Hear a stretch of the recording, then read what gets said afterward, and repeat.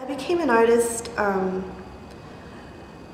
don't really feel like I chose to become an artist. I felt like it kind of was always within me. Like everything I do has always become some kind of a piece. Even when I was working as a DJ, I was always searching for more, mixing the lands ends of records to make these really interesting beats and loops. But at the time I was still searching, and there's this constant search as an artist, as a creative person, to always look for something new and to grow. And so I feel like in a way I didn't really choose to be an artist. I think it's just the way my life turned out. I'm an avant-guarde turntablist. I create electroacoustic sound pieces using vinyl and needle, and I have a collection of perfect to ruin needles that I consider my pencils of sound, and a collection of vinyl that I consider my sound sources. And I combine the two to make pieces that last from 20 seconds to 10 minutes long, depending on who I'm performing for, or what I'm commissioned to do. With vinyl, it definitely has its own stereotypes, especially since it's been around for such a long period of time. And the 20th century is defined by vinyl. But I feel like as 21st century artist, I feel like I'm listening to vinyl in a different manner, in a different language, and kind of bringing out these specific characteristics that other people wouldn't really be able to, maybe don't think about, or wouldn't consider even existed within the realm of vinyl. When I always say, when it comes to turntablism, it's one of these rare objects that humans have made, where it started as a utilitarian, like a utilitarian object, and it's becoming an instrument. So I'm wondering if by the end of the 21st century, a turntablist will be a part of a regular orchestra. And the avant-garde turntable world is a very interesting world. There's so many different people doing so many different sounds, and have so many different approaches, but we're all using the same thing. And with myself, when I search for vinyl, what I'm looking for isn't necessarily what the vinyl is or what it was recorded for. What I'm looking for is room to grow within the sounds that are allotted in the actual sound source itself. And I talk about them like they're real people because they kind of create their own sound pieces. Once I put them on, they choose, the needle and the record chooses where the piece becomes, and I'm just a machine that just lets it happen.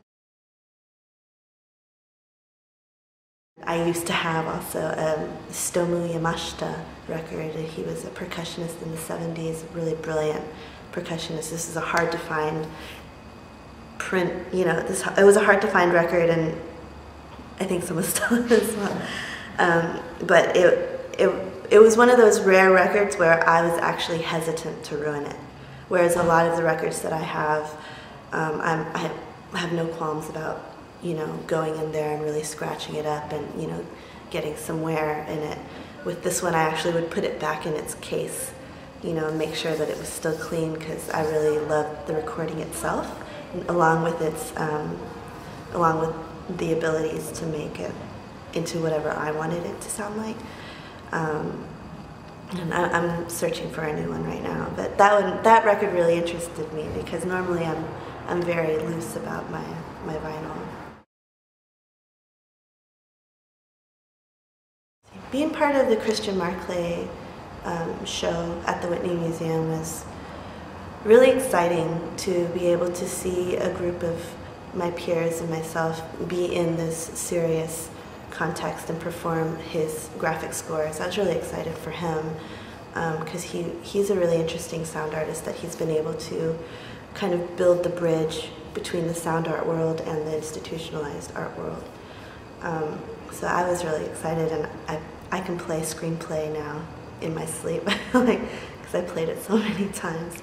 It definitely changed the way I thought about making soundtracks for video, And the way that I work with visual artists now, I definitely have a more clearer understanding of how to approach working and making soundtracks, or making improvised soundtracks for video and visual artists.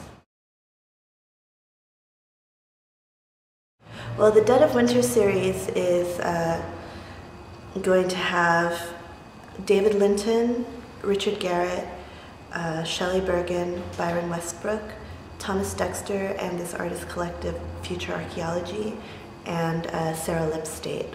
And all of these artists are working within either the sound art world or the visual installation world. And some are really familiar with making sound and visual, and some only work in sound but have ideas to create sound and visual pieces.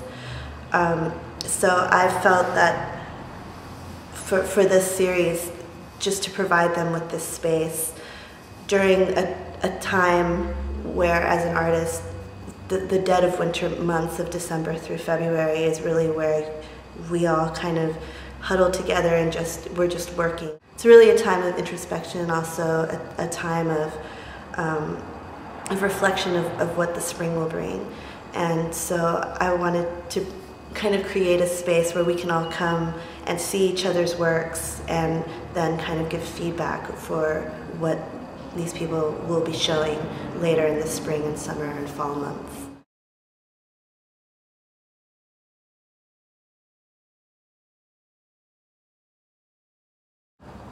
One thing that I do think about a lot, which I think is an interesting way that we kind of differ, is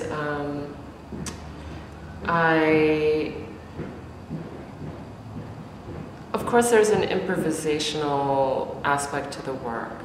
There's always the aspect of the work that has to do with actually painting or drawing the drawing, making the video, things happen, and there are kind of gut feelings. But I'm always very determined to tackle a very specific type of content.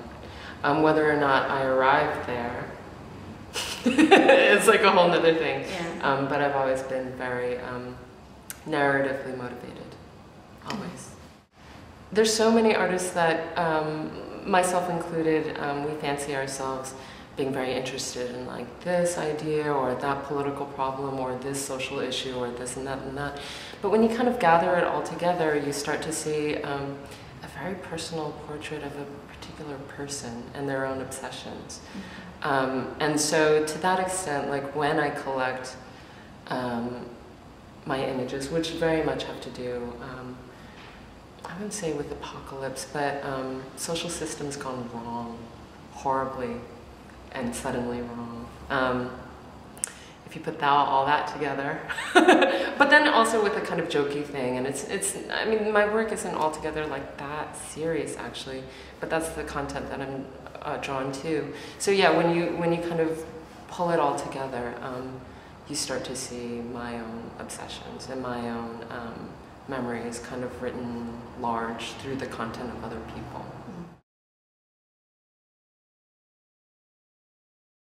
Well, we both have similar methods of working, like as far as she talks about obsessions, like we both have a collection of recorded life in some kind of way. With me, it's through sound, and with her, it's through visuals. And so to be able to combine the two collections together with certain themes underlying each collection, I guess, I feel like it just made sense for us to kind of create this piece with this underlying story of fear, with using visual and sound to show different ways of death and fear. Different ways of death. But I mean, I think it's an interesting approach to like a very, it's a topic that everyone is faced with every day, but when you live your life every day, you kind of become a little complacent to the idea of death. That's the thing with improvisation itself. And why I really respond to it is because you have this unique relationship with chance where there's no right or wrong answer, it just is what it is. And you're all in it together, experiencing the moment and the present moment together.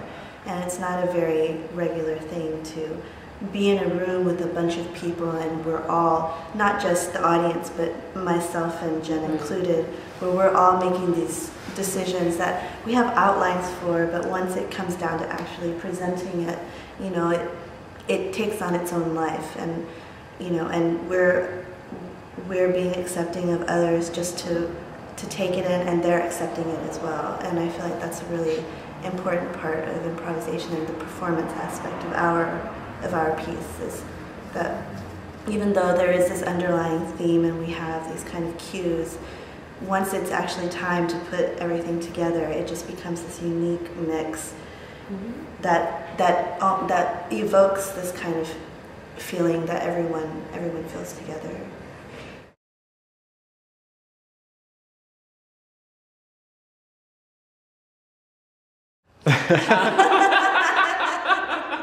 That should say everything, actually.